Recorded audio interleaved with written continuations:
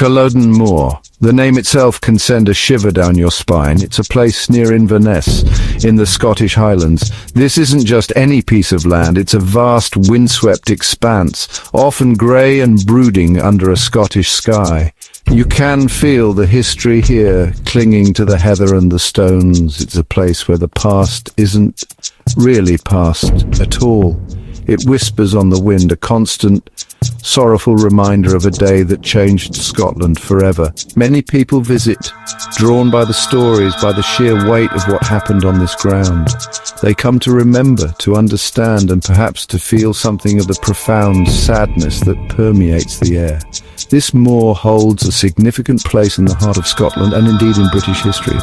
It was here, on a cold April day in 1746, that the final brutal act of the Jacobite Rising played out. This was more than just a battle, it was the collision of two worlds, two ideologies. On one side, the Jacobites, supporters of Prince Charles Edward Stuart, Bonnie Prince Charlie, fighting to restore his family to the throne. On the other, the government forces, the Redcoats, loyal to King George II. Culloden was the last pitched battle fought on British soil. Its outcome would have devastating consequences for the Highlands and its way of life. The sheer scale of the tragedy that unfolded here is hard to comprehend. In little more than an hour, thousands of men lost their lives. The fighting was savage, desperate, and ultimately one-sided. The dreams of a Stuart restoration, dreams that had fueled rebellions for decades, were extinguished in a storm of musket fire and cannon shot. The government victory was absolute. What followed was a period of brutal repression aimed at dismantling the Highland clan system and crushing any future thoughts of rebellion. The impact of that day resonates even now, centuries later, shaping Scotland's identity and its relationship with its past. Today, Culloden Battlefield is a protected site. It's a place of pilgrimage, a memorial, and a deeply atmospheric landscape. The graves of the clansmen are marked by simple stones, stark reminders of the human cost. A tall memorial cairn stands as a silent sentinel watching over the fallen. Visitors often speak of an eerie stillness, a palpable sense of sorrow that hangs heavy in the air. It's a place where the veil between worlds feels thin. Many believe that the echoes of that terrible day linger, not just in memory, but in a more tangible spectral form. The stories of ghostly encounters are numerous and compelling. The road to Culloden was a long and winding one, paved with hope, ambition, and ultimately, despair. The Jacobite cause had simmered for generations, ever since King James II of England and 7th of Scotland was deposed in 1688. His supporters, the Jacobites, yearned for the return of the Stuart dynasty. Several attempts had been made to reclaim the throne, but none had succeeded. Then, in 1745, Prince Charles Edward Stuart, the young pretender, landed in Scotland. He was young, charismatic, and full of determination. He believed he could rally the Highland clans and march south to victory, reclaiming the crown for his father. Initially, Bonnie Prince Charlie met with surprising success. He raised an army, largely composed of fiercely loyal Highland clansmen. They were skilled warriors, masters of the fearsome Highland Charge. They won a significant victory at the Battle of Prestonpans near Edinburgh. This triumph sent shockwaves through the British establishment. The Jacobite army then marched south, deep into England, reaching as far as Derby. London was in a state of panic. It seemed for a fleeting moment that the Stuarts might actually succeed. However, the support they had hoped for in England failed to materialize in significant numbers. Faced with a lack of English Jacobite backing and with large government armies mustering against them, the decision was made. The retreat from Derby was a bitter blow to Jacobite morale. They fell back north, pursued by government forces under the command of the Duke of Cumberland, King George II's son. The winter of 1745–46 was harsh. The Jacobite army, weary and often hungry, fought a series of skirmishes as they retreated. They won another victory at Falkirk Muir, but it wasn't enough to turn the tide decisively. The government forces were better supplied, better equipped, and relentlessly closing in. The stage was being set for a final, decisive confrontation. Both sides knew that the next major engagement could well be the last. As spring approached in 1746, the Jacobite army found itself near Inverness. They were exhausted, short on supplies, and many men had deserted to tend to their crofts. Prince Charles and his commanders were faced with difficult choices. Where should they make their stand? The chosen ground was Drumossie Moor, later to become infamous as Culloden. It was perhaps not the ideal terrain for the Highlanders' traditional fighting style, which relied on a swift, ferocious charge. But time was running out. Cumberland's army was drawing ever closer, ready for a confrontation that would settle the fate of the Stuart claim once and for all. On the eve of the Battle of Culloden, two very different armies prepared to face each other. The Jacobite force, numbering around 5,000 to 6,000 men, was a collection of Highland clans, Lowland Scots, and even some Irish and French contingents. They were bound by loyalty to the Stuart cause, by a desire for a different kind of Britain. Their leader, Bonnie Prince Charlie, was still hopeful, perhaps overly so. However, his troops were in a desperate state. They were poorly fed, many having eaten little for days. They were also exhausted, having undertaken a failed night march the previous evening in an attempt to surprise Cumberland's camp. The conditions for the Jacobites were grim. Many of their best fighting men were absent, having gone off in search of food or to protect their own lands. Their artillery was meagre and outmatched. Their commanders were divided on strategy. Some, like Lord George Murray, a seasoned and capable general, argued against fighting on the open moorland of Culloden. He knew it favoured the government's superior firepower and cavalry. Others, perhaps swayed by the prince's optimism or by a sense of fatalism, felt they had no choice but to stand and fight. The decision was made. They would meet Cumberland's army on this bleak, exposed ground. In stark contrast, the government army, commanded by William Augustus, Duke of Cumberland, was a well-drilled, professional fighting force. They numbered around 8,000 to 9,000 men, including infantry, cavalry, and a powerful artillery train. They were well supplied, well rested, and expertly led. Cumberland was a ruthless and determined commander. He had learned from previous encounters with the Jacobites, particularly the shock of the Highland Charge. He had trained his men specifically to counter it, instructing them to bayonet the man to their right in the charging Highland line, rather than the one directly in front. This would prove to be a devastatingly effective tactic. The government soldiers were motivated by a desire to crush the rebellion and secure the Hanoverian succession. They saw the Jacobites as traitors, disturbers of the peace.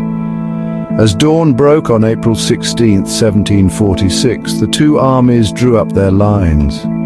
A cold wind swept across the moor, carrying with it a sense of impending doom. The Jacobites, many already weakened by hunger and fatigue, stood waiting. The redcoats, grimly determined, advanced steadily. The air was thick with tension. The fate of a kingdom and the future of the Highlands hung precariously in the balance, ready to be decided by the bloody events of the next hour. The Battle of Culloden began not with the clash of swords, but with the roar of cannons. It was around 1 o'clock in the afternoon. The government artillery, superior in number and skill, opened fire on the waiting Jacobite lines. The effect was devastating. The Jacobite cannons, poorly served and inaccurate, offered little effective reply. For what seemed like an eternity, but was likely around 30 minutes to an hour, the Highland clansmen were forced to endure a relentless bombardment. Roundshot ploughed through their ranks, causing horrific casualties. Men were torn apart where they stood, their comrades watching in horror. This was not the kind of warfare they were used to. The Jacobite soldiers stood, enduring the cannonade with incredible bravery, but their frustration grew. They were eager to charge, to get to grips with the enemy in hand-to-hand combat. where their ferocity could make a difference.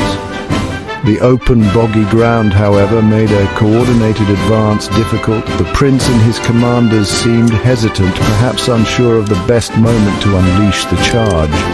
This delay under fire was costing them dearly, both in lives and in morale. The longer they waited, the more men fell, and the more the government troops became emboldened by the effectiveness of their artillery. The air filled with smoke, screams, and the smell of gunpowder. The psychological impact of the artillery barrage was immense. For men accustomed to swift, decisive action, standing passively under such a murderous fire was torturous. Some clansmen broke ranks and tried to find cover, while others simply fell where they stood. The ground beneath their feet became slick with blood and mud. The visibility was poor due to the driving sleet and the smoke from the guns. It was a chaotic and terrifying scene. The Jacobite leaders knew that they could not withstand this bombardment for much longer. The order to charge, the signal for the Highlanders to do what they did best, had to come soon, or the battle would be lost before it truly began. Finally, with their lines battered and their patience exhausted, some of the Jacobite clans on the right flank, particularly the MacDonalds, Atholmen and Camerons, could wait no longer. Whether a formal order was given across the entire line is debated, but a significant portion of the Jacobite army began to surge forward. They advanced into the teeth of the government musketry and grape shot. This was the moment the Highlanders had been waiting for, a chance to close with the enemy. But the ground was against them, and Cumberland's redcoats were ready, drilled and prepared for exactly this moment. The most desperate phase of the battle was about to commence. Section 5. The Highland Charge Courage Against Cold Steel.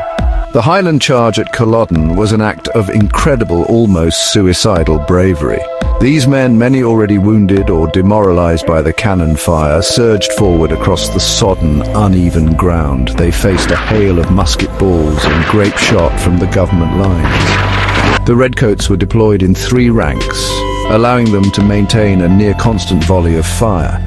The first rank would fire, then kneel to reload, while the second rank fired, followed by the third. This disciplined firepower cut swathes through the advancing Highlanders before they could even reach the government lines. It was a wall of lead and iron. Despite the horrific casualties, some clansmen did manage to reach the government front lines. They crashed into the redcoats with ferocious determination, claymores swinging. For a brief, brutal moment, the fighting was hand to hand, a desperate melee of hacking swords and stabbing bayonets. This was where the Highlanders excelled.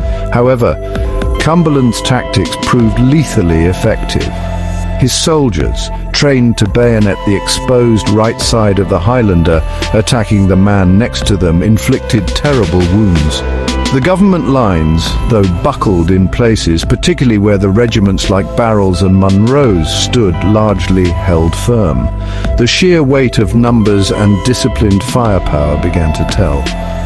On the Jacobite left flank, the MacDonalds, who traditionally held the right of the line, felt slighted by their positioning. Some say this affected their enthusiasm for the charge. They advanced, but faced particularly difficult boggy ground and withering fire. They suffered heavily and made little headway against the well-entrenched government troops opposite them. The cohesion of the Jacobite attack began to break down. Pockets of fierce fighting erupted, but there was no sustained breakthrough. The impetus of the charge was lost amidst the smoke, the mud, and the mounting piles of dead and wounded. The hope that the charge would shatter the government army, as it had at Prestonpans, began to fade. The battle was turning into a massacre. The government cavalry, seeing the Jacobite charge falter, began to move on the flanks, threatening to encircle the Highlanders. The Jacobite second line and reserves, if they could even be called that given the state of the army, were unable to effectively support the initial assault. Within a horrifyingly short space of time, perhaps little more than 20 minutes after the charge began, the Jacobite attack was broken. Those Highlanders still able to do so began to fall back, their ranks shattered. their hopes dashed. The field was littered with the bodies of their comrades. The battle was effectively over, but the killing was not. Section 6. Aftermath. A brutal end and a changed land. The defeat of the Jacobite army at Culloden was swift and absolute, but what followed the battle was a period of shocking brutality. The Duke of Cumberland, earning himself the infamous nickname Butcher, gave orders for no quarter to be given to the fleeing Jacobites. This meant that wounded men on the battlefield were systematically killed. Government troops, particularly the cavalry, pursued the retreating Highlanders, cutting them down without mercy. Houses and crofts in the surrounding area, suspected of sheltering fugitives, were burned. It was a grim and bloody end to a campaign that had begun with such high hopes. The days and weeks following Culloden saw a ruthless suppression of the Highlands. Prisoners were executed, transported, or died in terrible conditions in prison hulks. The government was determined to eradicate the Jacobite threat once and for all. Laws were passed to dismantle the traditional Highland way of life. The wearing of tartan and the carrying of weapons were prescribed. The heritable jurisdictions of the clan chiefs were abolished, breaking their power over their clansmen. These measures, combined with economic changes already underway, profoundly altered the social and cultural landscape of the Scottish Highlands forever. The old clan system was effectively destroyed. The impact on the people of the Highlands was devastating. Communities were shattered, families bereaved, and a way of life that had endured for centuries was forcibly ended. The romantic image of the Highland warrior, while potent, could not withstand the might of the modern centralized state. Culloden was more than just a military defeat. It was a cultural catastrophe for Gaelic Scotland. The memory of Butcher Cumberland and the atrocities committed by his troops lingered for generations, fueling a sense of bitterness and loss. The landscape itself seemed to absorb the sorrow and the bloodshed of that terrible spring. The battle and its aftermath left an indelible scar on the Scottish psyche. It became a symbol of heroic, tragic defeat and of the brutal suppression of a distinct culture.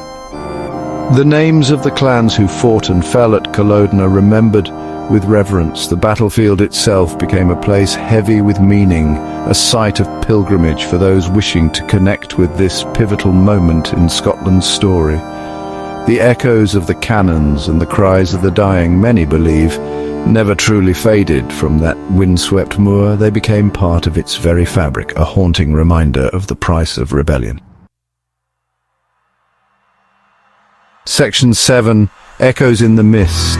The first whispers of the fallen. It wasn't long after the blood had dried on Culloden Moor that the stories began.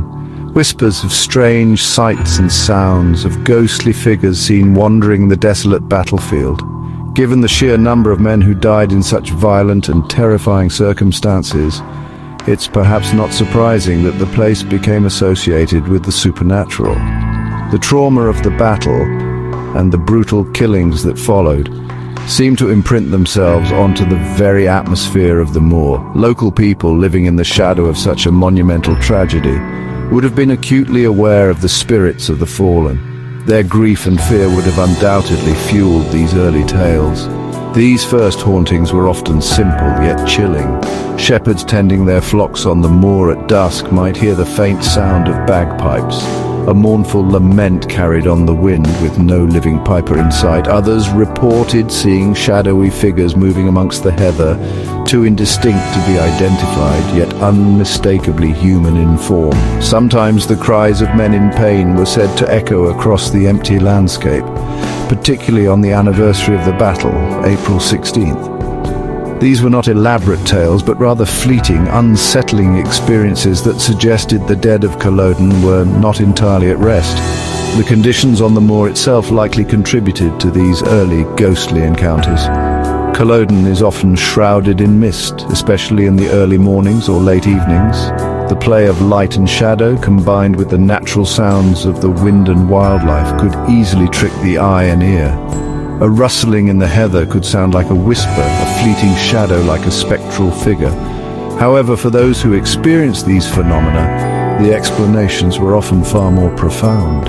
They believed they were witnessing the restless souls of the soldiers who had perished, forever replaying their final, desperate moments. As the years passed, these initial whispers grew into more defined legends. The battlefield became known as a haunted place, a site where the veil between the living and the dead was particularly thin.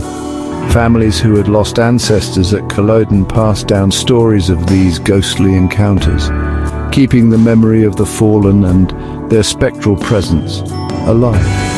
The moor was not just a historical site, it was a vast, open grave, and the spirits of those buried there, often in mass graves, were said to linger, unable to find peace after such a violent end to their lives. The air itself felt charged with their sorrow. Section 8. Phantoms of the Moor, Encounters with the Other Side. Over the centuries, the ghostly legends of Culloden have become more specific, with certain apparitions and phenomena reported time and again by visitors and locals alike. One of the most enduring and chilling tales is that of the Great Scream, or the Cry of Culloden. This is said to be heard on or around the anniversary of the battle, April 16th. Witnesses describe a terrible collective cry of agony and despair that seems to erupt from the battlefield itself, a sound so horrifying it chills the blood. Some believe it to be the sound of the dying Jacobites in their final moments, an auditory replay of the battle's brutal climax. Another common report is the sighting of phantom soldiers. These apparitions are often described as weary, bloodied Highlanders, sometimes seen wandering aimlessly as if still searching for their comrades or trying to escape the battlefield. Occasionally, redcoat soldiers are also reported, their spectral forms still standing guard or marching in formation. One particularly well-known figure is that of a tall, dark-haired Highlander, often seen near the memorial cairn or among the clan graves. He is said to look forlorn and lost, and some believe him to be the spirit of a clan chief searching for his fallen men. Eyewitness accounts abound, many from perfectly credible individuals who have visited the site. People have reported feeling sudden, inexplicable drops in temperature, even on warm days, particularly around the areas where the fighting was fiercest or where mass graves are located. Others speak of overwhelming feelings of sadness, despair, or even anger, emotions that seem to seep out of the ground itself. Some visitors have claimed to hear the faint sounds of battle, the clash of steel, distant shouts, or the thunder of hooves, when no logical explanation can be found. These experiences often leave people deeply shaken, convinced they have encountered something beyond normal understanding. One particularly vivid account, often shared, tells of a visitor who, while walking near the Well of the Dead, a spot where many wounded Highlanders were said to have sought water and died, saw the clear apparition of a Highlander in full tartan, leaning wearily against a stone. The figure looked so solid, so real, that the visitor initially thought it was a historical reenactor. But as they approached, the figure simply faded away into the thin air. Such encounters, whether fleeting glimpses or more sustained visions, contribute to Culloden's reputation as one of Scotland's most haunted locations, a place where the echoes of history are undeniably loud. Section 9. Culloden's Enduring Shadow, a Legacy that Haunts Still. Today, Culloden Battlefield is a powerful and poignant place. The National Trust for Scotland now cares for the site, preserving it for future generations and telling the story of what happened here. The Visitor Centre provides historical context explaining the causes, events and consequences of the battle. Yet, beyond the historical facts and figures, there is an undeniable atmosphere that pervades the moor. It's a sense of solemnity, of profound loss. The landscape itself, with its memorial cairn and the simple stones marking the clan graves, speaks volumes without uttering a word. It is a constant, silent tribute to the fallen, The legacy of Culloden is complex. It represents the end of a long series of Jacobite attempts to reclaim the British throne. It marked the beginning of a brutal crackdown on Highland culture. But it also became a symbol of Scottish identity, of courage in the face of overwhelming odds, and of a romantic lost cause. The figure of Bonnie Prince Charlie, despite his ultimate failure, remains a compelling character in Scottish folklore. The battle itself has been romanticized and mythologized over the centuries, yet the grim reality of the slaughter and its aftermath should never be forgotten. This history is palpable when you walk the ground. The haunting presence at Culloden is, for many, an integral part of this legacy, whether one believes in ghosts or not. The stories of spectral soldiers and eerie sounds serve as a potent reminder of the human tragedy that unfolded here. These tales keep the memory of the dead alive in a unique way, ensuring that they are more than just names in a history book. They become living presences, their sorrow and bravery still felt by those who visit them more. The chill that some feel is not just the Scottish weather, it's the chill of history, the lingering echo of lives cut short. Culloden Moor remains a place where the past feels intensely present. The wind that sweeps across the heather seems to carry the whispers of those who fought and died here. It's a landscape saturated with memory, with sorrow, and with the enduring spirit of a people who faced a devastating turning point in their history. The battlefield serves as a stark reminder of the costs of conflict, and the stories of its phantoms ensure that the human element of this historical tragedy continues to resonate, haunting the Scottish consciousness and captivating all who come to stand on that hallowed, blood-soaked ground. The fallen are not forgotten,